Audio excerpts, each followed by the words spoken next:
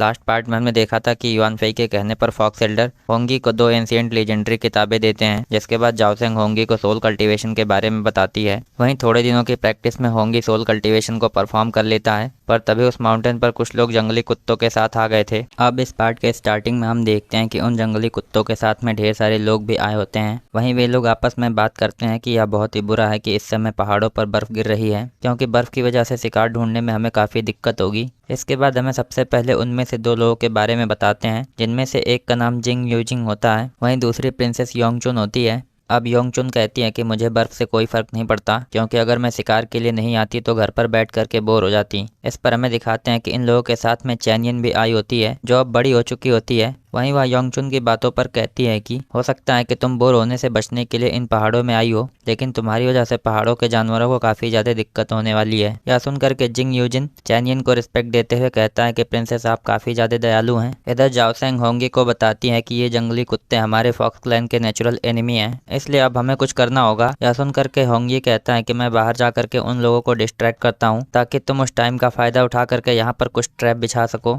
इसके बाद हम देखते हैं कि होंगी एक वुडन स्फेयर के साथ में वहाँ से आगे बढ़ जाता है। वहीं जाओसेंग अपनी ओरिजिनल बॉडी में उन कुत्तों को डिस्ट्रैक्ट करने लगती है, जिस पर होंगी इस बात का फायदा उठाते हुए उन जंगली कुत्तों को जान से मारना स्टार्ट कर देता है। वहीं इसके बाद होंगी जाओसेंग के सामने एकदम से उन कुत्तों के सामने आ जाता है, जिस पर जैसे ही दो जंगली कुत्ते उसके ऊपर अटैक करते हैं, हम देखते हैं कि जैसे ही होंगी उनके अटैक को डॉज करता है, वहाँ पर दो और कुत्ते आकर के उसे चारों तरफ से घेर लेते हैं। इसके बाद हम देखते हैं कि होंगी उन कुत्तों में से एक के ऊपर अटैक करके वहाँ से भागता है। तभी हमारा सीन शिफ्ट होकर के फिर से प्रिंसेस योंगचुन के ऊपर चला आता है, जो चैनियन और जिंग युनजी की बातों को सुन करके कहती है कि आखिर में तुम लोग किस तरह की बात कर रहे हो कि मैं कुछ समझ नहीं पा रही हूँ। वहीं क्या तुम लोगों के पास बात करने के लिए कुछ इंटरेस्टिंग टॉपिक नहीं है? यह सुन करके जिंग युजिन बताता है कि आज से कुछ दिनों पहले एम्परर के जन्मदिन पर एम्परर ने वहाँ पर आई हुई सभी रखेलों से पूछा कि आखिर में इस दुनिया में सबसे महान क्या चीज है। यह सुन करके इन लोगों के साथ आई रेड गर्ल पूछती है कि आखिर में इस पर युआन फेई ने क्या जवाब दिया था। तब जिंग योजिन बताता है कि इस दुनिया में सबसे महान सच है। यह सुन करके चैनियन को याद आता है कि एक्चुअल में होंगी की माँ भी यही कहती थी। तभी हम देखते हैं कि अचानक से इन लोगों के जंगली कुत्ते वहाँ पर कुछ सेंस कर लेते हैं, जिस पर हमें एक और न्यू कैरेक्टर होंग गुई को दिखाते हैं, जो इन लोगों से कहता है शायद हमें कोई शिकार मिल गया। इसके बाद हम देखते हैं कि अब ये सभी लोग बहुत ही तेजी से आगे बढ़ने लगते हैं, लेकिन आगे जाने पर ये लोग देखते हैं कि इनके कुत्तों में से कोई एक कुत्ता मरा हुआ है, जिसे देख करके रेड गर्ल कहती है कि आखिर में यह जंगली कुत्ता किसने मार दिया। तब होंग गुई कहता है कि क्यों ना हम लोग आगे चल करके देखें। इधर हमें दिखाते हैं कि होंगी के पीछे अभी भी वे कुत्ते पड़े हुए होते हैं, जिस पर वह कई सारे इल्यूजन्स का इस्तेमाल करके उन कुत्तों को अपने ट्रैप में फंसा रहा होता है। लेकिन तभी हम देखते हैं कि अचानक से ये जंगली कुत्ते उसके इल्यूजन को देख करके सावधान हो जाते हैं। तब होंगी वहाँ पर ढेर सारी मिस्ट क्रिएट करके उन जंगली कुत्तों में से फिर से एक को मार देता है।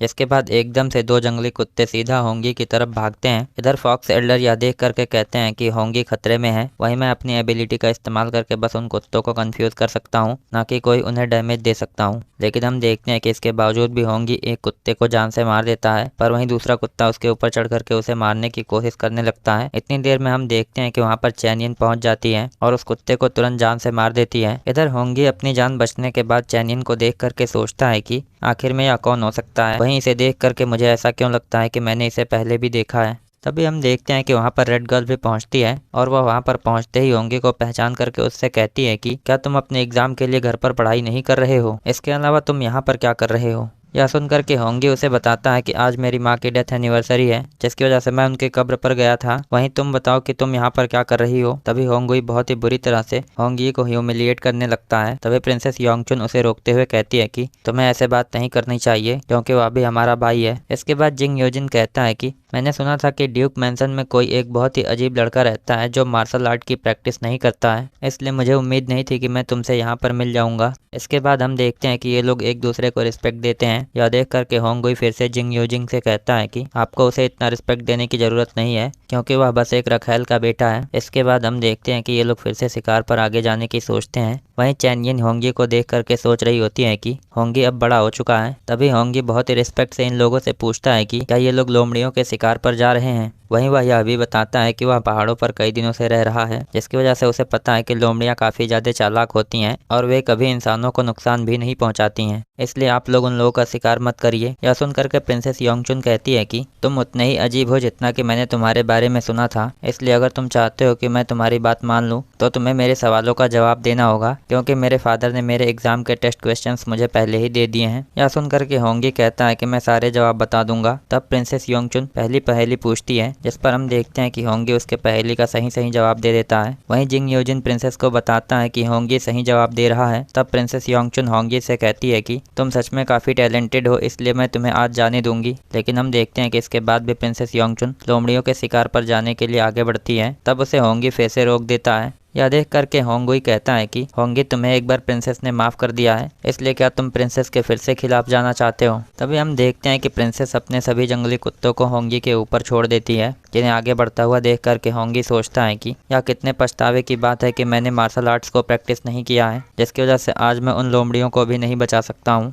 तभी हम देखते हैं कि अचानक से वहाँ के एनवायरनमेंट में कुछ होता है, जिसकी वजह से वे सभी जंगली कुत्ते बुरी तरह से डरने लगते हैं। वहीं होंगी भी हवा में किसी तरह की खुशबू को महसूस करता है, जिसके बाद अचानक से कोई वहाँ पहाड़ों के ऊपर से कहता है कि यहाँ की हवा बहुत ही ज़्यादा खूबसूरत है, इसलिए अगर तुम मेरी शराब पीते हो तो तुम्हारी बॉडी काफ़ी ज़्यादा स्ट्रांग हो जाएगी। वहीं मेरी शराब पीने के बाद तुम्हारे अंदर इतनी हिम्मत होगी कि तुम अकेले एडवेंचर पर जा पाओगे। इधर हम देखते हैं कि यह सारी बातें सुन करके सभी लोग समझने की कोशिश कर रहे होते हैं कि आखिर में यह कौन है। तभी वह आवाज़ पहाड़ों से होंगी से कहती है कि अगर तुम मेरी शराब पीते हो तो तुम्हें एम्परर के सामने भी झुकने की ज़रूरत नहीं होगी। यह सुन करके चैनियन पहचान जाती है कि आखिर में यह कौन है, लेकिन होंगी सोच रहा होता है कि आखिर में यह कौन हो सकता है जो एम्परर के खिलाफ इतने आसानी से बोल रहा है। इसके बाद हम देखते हैं कि अचानक से उन जंगली कुत्तों को कुछ होता है, जिसके बाद ये होंगी को छोड़ करके प्रिंसेस और उनके लोगों पर अटैक करना स्टार्ट कर देते हैं। तब हम देखते हैं कि वे लोग ना चाहते हुए भी उन कुत्तों को खुद ही मार देते हैं। इधर रेड गर्ल यह सब कुछ होने के बाद गुस्से में चिल्लाते हुए पूछती है कि आखिर में तुम कौन हो और तुम्हारी इतनी हिम्मत कैसे हुई कि तुम यह सब कुछ कर रहे हो। वहीं अगर तुम्हारे अंदर हिम्मत है तो तुम मेरे सामने आओ। इस पर हम देखते हैं कि पहाड़ों से बात करने वाला आदमी उन लोगों के एक जंगली कुत्ते का इस्तेमाल करते हुए कहता है कि तुम चाहती हो कि मैं तुम्हारे सामने आऊं, इसलिए मैं तुम लोगों को बता दूं कि तुम लोग सेंट वॉरियर लेवल के सामने कुछ भी नहीं हो। यह सुन करके प्रिंसेस योंगचुन बहुत ही रिस्पेक्ट से पूछती हैं कि सीनियर, क्या मैं जान सकती हूँ कि आखिर में आपका क्या नाम है? वहीं क्या आप जानते हैं कि हम लोग कौन हैं? इस पर यह सीनियर कुत्ते का इस्तेमाल करते हुए बताता है कि मैं जानता हूं कि तुम्हारा सरनेम यांग है, इसलिए तुम वापस जाओ और एम्परर यांग ताऊ से बताना कि मैं बाई जी यू जल्दी ही उन्हें चैलेंज करूंगा। इधर हम देखते हैं कि यह नाम सुनते ही प्रिंसेस एकदम से डर जाती है और कहते हैं कि बाई जी यू, यह तो एप किंग है। इधर जिंग योजिन सोचता है कि यह तो 8 डीमन फेरीज में से एक हैं, इसलिए वह तुरंत सभी को वापस चलने का ऑर्डर देता है और बताता है कि हम लोग बाई जी यू से नहीं उलझ सकते हैं। इसी के साथ हमारा यह एपिसोड यहीं पर एंड होता है। So I hope you guys like this video and subscribe my channel. और अगर आपने लास्ट पार्ट ना देखा हो तो लेफ्ट वाली वीडियो पर क्लिक करके देख सकते हैं।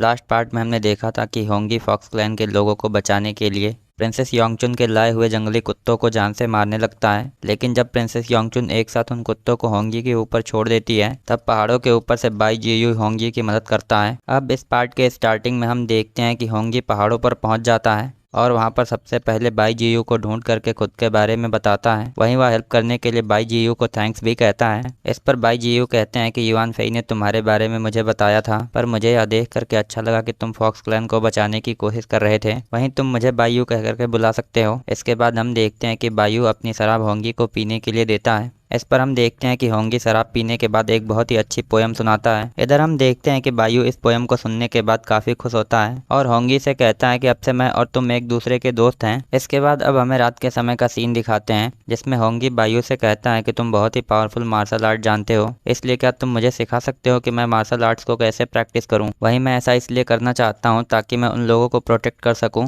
जिनकी मैं परवाह करता हूँ और जो लोग मेरी परवाह करते हैं। यह सुन करके बायू कहता है कि इसमें कोई प्रॉब्लम नहीं है, लेकिन तुम होंग जुआनजी के बेटे हो, जिसकी वजह से तुम्हें कोई भी मार्शल आर्ट नहीं सिखाएगा। तब हम देखते हैं कि यह सुन करके होंगी थोड़ी देर के लिए सोच में पड़ जाता है, लेकिन बायू आगे मार्शल आर्ट के बारे में होंगी को बताता है कि किसी भी इंसान का माइंड उसका सोल होता है और उसकी बॉडी एक स्पिरिट, इसलिए तुम्हें सोल और मार्शल आर्ट दोनों को ही प्रैक्टिस करना चाहिए। यह सुन करके होंगी कहता है कि यह तो स्कॉलर्स की बेसिक टेक्निक के जैसा है। यह जान करके बायू कहता है कि अगर तुम टाइम और स्पेस को कंट्रोल नहीं कर पाते हो तो यह कुछ भी नहीं है। क्योंकि टाइम स्पेस कंट्रोल के बिना तुम दूसरी दुनिया में नहीं जा सकते हो। इस पर होंगी पूछता है कि आखिर में दूसरी दुनिया से क्या मतलब है। तब बायू कहता है कि शायद तुम्हें कल्टीवेशन के बारे में ज़्यादा कुछ नहीं पता है। वहीं कुछ लोग कहते हैं कि दूसरी दुनिया वह जगह है जहाँ पर इटर्निटी का राज है, और कुछ लोग ऐसा मानते हैं कि वह जगह बहुत ही ज़्यादा ईविल है। यह सब कुछ जानने के बाद होंगी बताता है कि अभी तक मैंने कल्टीवेशन स्टार्ट भी नहीं किया है। तब बायू कहता है कि यह बहुत ही अच्छी बात है, क्योंकि कल्टीवेशन स्टार्ट करने से पहले तुम्हें कई बातों का पता होना जरूरी है। वहीं ये बातें इसलिए जरूरी हैं क्योंकि तुम्हारी माँ मैंग बिंग्युन थी। इसके बाद बायू होंगी को बताता है कि अगर हम एंशिएंट लीजेंड्स की बात करें तो डचान टेम्पल में 3 स्क्रिप्चर्स थे,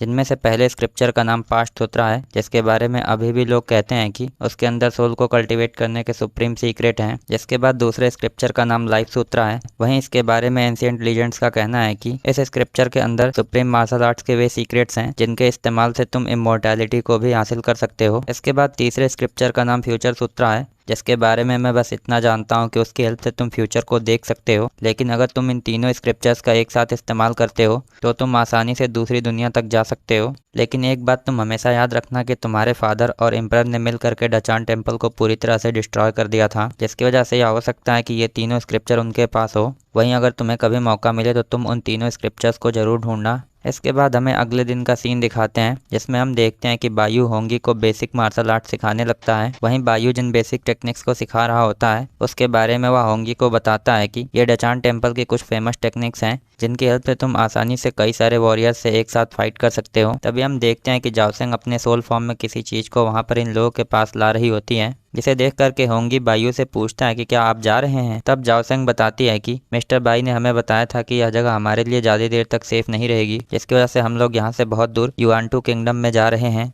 इसके बाद हम देखते हैं कि जाओसेंग एक किताब निकाल करके होंगी को देते हुए बताती हैं कि युआन फेई ने इस किताब को तुम्हें देने के लिए कहा था। लेकिन हम देखते हैं कि इसके बाद अचानक से जाओसेंग होंगी को पकड़ करके रोने लगती है। यह सुन करके बायू जाओसेंग से कहता है कि तुम युआन फेई को काफ़ी लंबे टाइम से फॉलो कर रही हो, जिसकी वजह से अब तुम्हारी सोल दिन के टाइम भी बाहर आ सकती है। इसके बाद बायू सीधे सीधे जाओसेंग को जाने से मना करते हुए कहता है कि तुम यहाँ पर होंगी के साथ में रह करके उसे भी कल्टीवेशन प्रैक्टिस में मदद करो। तब हम देखते हैं कि यह सुन करके जाओसेंग काफ़ी ज़्यादा खुश होती है। वहीं बायू जाने से पहले होंगी से बताता है कि मैंने तुम्हें जो tiger demon bone fish technique सिखाई है वह बोन ट्रेनिंग का सुप्रीम सीक्रेट है। इसके बाद हम देखते हैं कि बायू वहां से सोल फॉर्म में चला जाता है, जिसके बाद हमें दूसरे दिन एक मार्केट का सीन दिखाते हैं। वहीं हम देखते हैं कि यहाँ पर होंगी जाओसेंग के साथ में आया होता है। वहीं वह जाओसेंग को वार्निंग देता है कि तुम इधर उधर मत घूमना, नहीं तो हो सकता है कि तुम यहाँ पर पकड़ी जाओ। इसके बाद हमें थोड़ी देर बाद का सीन दिखाते हैं, जिसमें हम देखते हैं कि होंगी किसी टेक्निक के बारे में पढ़ रहा होता है। तभी जाओसेंग वहाँ पर किसी को आते हुए सेंस कर लेती है। तब हमें दिखाते हैं कि एक्चुअल में होंगी के दरवाजे पर बटलर वू आए होते हैं, जो उसे बताते हैं कि तुम्हारे फादर तुम्हें बुला रहे हैं। यह सुन करके होंगी युआन फेई की दी हुई किताब को देखते हुए कहता है कि इस किताब को एम्परर और फादर ने बैन कर दिया था, इसलिए मैं इसके बारे में अपने फादर को नहीं पता चलने दे सकता हूँ। इसके बाद हम देखते हैं कि होंगी सीधा उस किताब को आग में डाल देता है,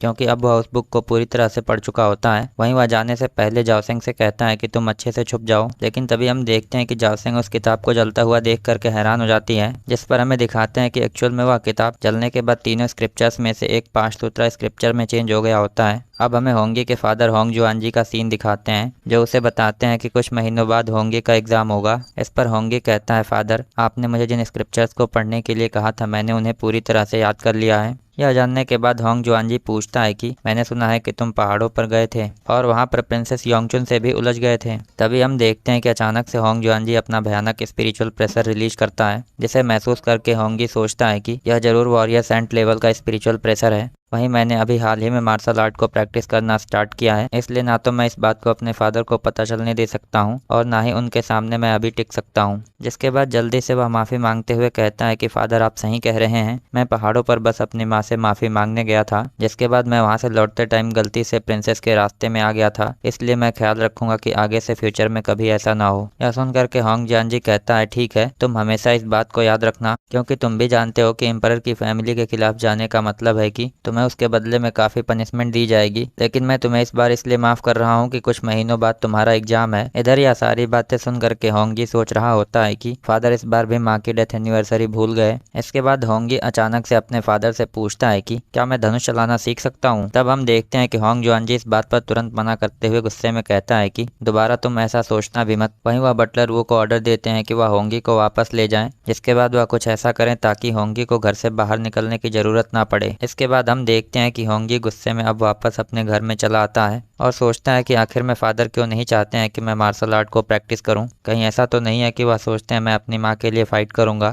इसके बाद होंगी अपना दरवाजा खोल करके कहता है कि बस मैं आने वाले एग्जाम को एक बार पास कर लूं, जिसके बाद मैं इस मैंसन को छोड़ करके अकेले पूरी तरह से आज़ाद रहूंगा। तभी हम देखते हैं कि जाओसेंग उसे वहां पर देख करके पास्ट सूत्रा स्क्रिप्चर को ला करके होंगी को दे देती है। इधर होंगी भी पास्ट सूत्रा स्क्रिप्चर को देख करके हैरान हो जाता है, जिसके बाद हमारा एपिसोड यहीं पर एंड होता है। So I hope you guys like this video and subscribe my channel. और अगर आपने लास्ट पार्ट ना देखा हो तो लेफ्ट वाली वीडियो पर क्लिक करके